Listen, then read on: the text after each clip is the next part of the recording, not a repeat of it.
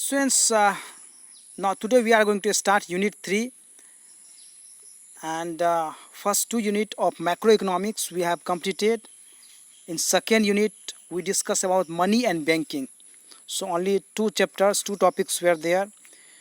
In Unit 3, that is determination of income and employment. This unit is very important, just like the Unit 1 of national income and related aggregates, because numerical questions many times asked from this unit, from Unit 3, that is determination of income and employment. So in every examination I observe at least one numerical is there from this unit. So therefore you have to put concentration, you have to understand this unit. In this unit there is concept as well as numerical questions, means you have to do the both things, means you have to understand the concept as well as you have to use the formulas for calculation. So qualitative and quantitative, both types of contents are there in Unit 3, that is determination of income and employment. So today we will start it. So first chapter of Unit 3, and I have written chapter 7. This is because chapter up to chapter 6 we have completed. So it is aggregate demand and aggregate supply. So we were knowing that we discussed many times that demand is the part of microeconomics, but aggregate demand is the part of macroeconomics. So how aggregate demand is different from the demand, and what is aggregate supply, how aggregate supply is different from the supply, these all things we will understand, we will discuss in this chapter. So starting with aggregate demand. So what is aggregate demand? So in chapter 7 we will learn only aggregate demand and aggregate supply. So what is aggregate demand? It refers to sum total of demand for all goods and services in an economy during the period of an accounting year. यानी कि in 1 year how much demand for goods and services took place is the aggregate demand. So when we add all the demand of goods and services in an accounting year, we get what? Aggregate demand. And from the name itself, from name aggregate, we can get the conclusion, we can get the idea what does it mean. That is, aggregate means we know that it is the sum of all the goods and services, that is the aggregate. तो aggregate का मतलब से ही हम लोग को यहाँ पता चल रहा है कि aggregate demand का मतलब क्या होता है. So aggregate demand, what is there? It means there is sum total of demand here. So here aggregate demand equal to C plus I. C plus I, what is used? C means here consumption and I means here investment. So because here we are talking of the two sector economy, we are not talking of three sectors economy where government is also included. So I am not including here government, therefore I am not using here G, C plus I plus G. Here in this chapter we will discuss mainly two sectors, that is consumption and investment. तो कोई भी goods and services जो हम लोग consume करते हैं, जो हम लोग यूज करते हैं, वो दो पर्पस के लिए करते हैं. पहला होता है कंजम्पशन के लिए, हम लोग उसको कंज्यूम कर लेते हैं, उसको यूज कर लेते हैं हम लोग, जो कंज्यूमर होता है जिसको हम लोग कंज्यूमर भी बोलते हैं. तो कंज्यूमर उसको यूज कर लेता है. जैसे मान लो कि बिस्किट्स हुआ, ठीक है, ये भी एक गुड है, तो ये क्या है? ये कंजम्पशन गुड्स है, इसको हम लोग कंज्यूम करते हैं. इसको हम लोग जो है इसका डिमांड, जब इसको हम लोग परचेज करते हैं उसका डिमांड होता है. जब उसका प्रोडक्शन होता है वो सप्लाई होता है. मिल्क हुआ, उसको हम लोग कंज्यूम कर लेते हैं. या कोई पर्सनल यूज के लिए यदि आप कोई चीज़ खरीदते हैं, टेलीविज़न जो आप खरीदते हैं उसको आप कंज्यूम करते हैं, इसको यूज करते हैं. कंज्यूम का मतलब केवल ये नहीं होता है कि आप उसको खाना, कंज्यूम का मतलब उसको यूज कर रहे हैं आप, वो भी कंजम्पशन में ही आता है. तो आपको पहला हो गया consumption goods. So consumption demands, so all the goods and services related to consumption come into this category. ठीक है, जो भी गुड्स एंड सर्विसेज कंजम्पशन के जिसको कंज्यूमर यूज करता है, और कंज्यूमर वर्ड जो है ये कंज्यूम से ही आया है, तो जो कंज्यूम कर रहे थे उसको कंज्यूमर बोलते हैं। कंज्यूमर और कस्टमर ये दोनों में डिफरेंस होता है। जो कोई जो है शॉपकीपर होता है या कोई जो बिजनेसमैन होता है, तो कंज्यूमर और कस्टमर को जो है उसको अलग अलग आपको उसको समझना चाहिए, अलग अलग व्यू से आपको देखना है।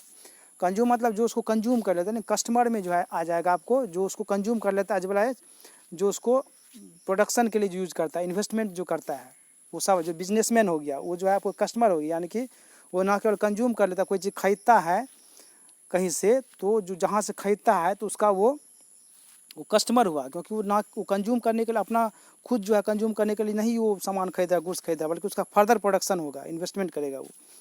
तो ये जो है आपको बेसिक डिफरेंस होता है।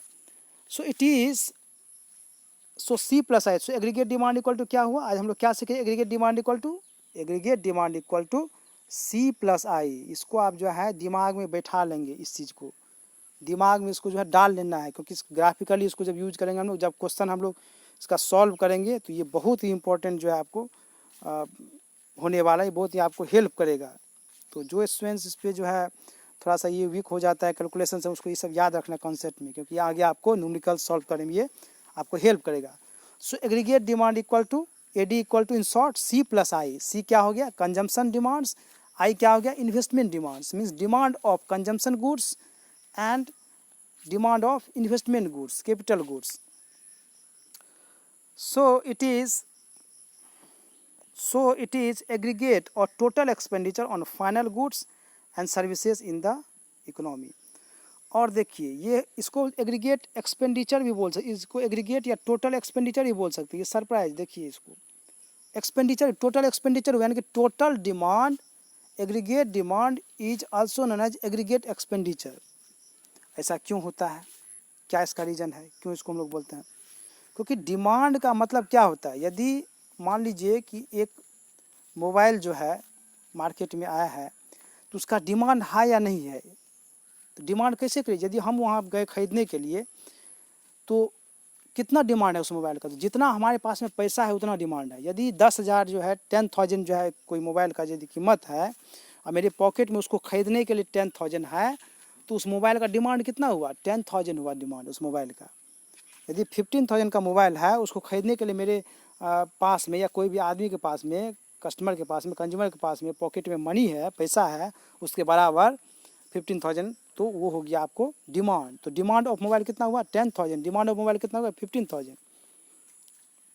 केवल डिमांड केवल खरीदना चाह रहा है लेकिन पैसा नहीं है, उसको जो वहाँ पे इकोनॉमिक्स में उसको डिमांड हम लोग नहीं बोलते। Demand is equal to the price, ठीक है, ऑफ द गुड्स यहाँ पे। तो यहाँ पे एग्रीगेट एक्सपेंडिचर इसीलिए हो गया क्योंकि जो डिमांड है, आप समझिए, मोबाइल का एग्जांपल लीजिए आप, कि 10,000 में एक मोबाइल बिक रहा है मार्केट में, मेरे पॉकेट में 10,000 है, और हम जाके उसको ख़रीदने के लिए जो है गए हैं, तो मोबाइल का डिमांड कितना हो गया, मोबाइल का डिमांड हो गया 10,000, और मेरा हम जो उसको ख़रीद लिए हैं मोबाइल को, तो हम जो है 10,000 किसको दिए, दुकान वाले को दिए। तो ये 10,000 मेरे लिए क्या हुआ, मेरे लिए एक्सपेंडिचर हो गया। आया बात समझ में, कि 10,000 जो हम खरीदे हैं, 10,000 दे करके 10,000 रुपया जो हम दुकान वाले को दिए, तो ये मेरे लिए एक्सपेंडिचर हो गया। लेकिन जो मोबाइल है उसके लिए क्या हुआ, डिमांड हुआ। तो डिमांड कितना है मोबाइल का, 10,000, और जो हम जो एक्सपेंडिचर किए, हम जो खर्च किए मोबाइल को खरीदने में, कितना है, 10,000। तो इसीलिए डिमांड और एक्सपेंडिचर दोनों जो है इक्वल होता है, एक ही कॉन्सेप्ट है। इसीलिए आपको हम समझाने के लिए जो है एग्जाम्पल इतना टाइम लिए। सो it is aggregate or total expenditure on final goods and services in the economy। AD is related with income level। Aggregate demand जो है वो इनकम लेवल से भी रिलेटेड है, यानी कि एग्रीगेट डिमांड और इनकम, इसको भी जो है आप अलग नहीं कर सकते हैं, ठीक है, क्योंकि ये सर्कुलर फ्लो ऑफ इनकम जो होता है, उसमें हम लोग देखे थे कि flow of goods and service हो रहा है, वहाँ पे पैसा भी फ्लो कर रहा है, और जो है वो पैसा जो है किसी के लिए इनकम हो जाता है, ठीक है। तो यदि एग्रीगेट डिमांड यदि आपको बढ़ा, तो इसका मतलब इनकम भी बढ़ेगा। अब एग्जांपल मोबाइल वाला ही ले लीजिए आप, तो मोबाइल जो है उसका डिमांड है 10,000, हम जो उसको खर्च किए एक्सपेंडिचर हो गया 10,000, और वही 10,000 जो है किसी के लिए इनकम हो गया, जो दुकान वाले को हम 10,000 दिए उसका वो इनकम हो गया। तो यहाँ पे क्या हुआ, demand equal to expenditure equal to income. So aggregate demand related with income level, if AD increases the national income also increases and vice versa. इसका मतलब ये हुआ कि यदि एग्रीगेट डिमांड, यदि कोई भी गुड्स एंड सर्विसेज का डिमांड बढ़ेगा, यानी कि टोटल गुड्स एंड सर्विसेज का डिमांड बढ़ेगा, तो इसका मतलब नेशनल इनकम भी बढ़ेगा। नेक्स्ट, ना अब इस कर्व को जो है आप यहाँ पे देखिए, एग्रीगेट डिमांड को हम लोग वाई एक्सिस पे दिखा रहे हैं और लेवल ऑफ इनकम को एक्स एक्सिस पे दिखा रहे हैं। तो यदि आपको एग्रीगेट डिमांड जो है वो यदि बढ़ रहा है, ठीक है, यानी कि पहले जो एग्रीगेट डिमांड था वो था ओ क्यू, यहाँ से यहाँ तक, सॉरी आपको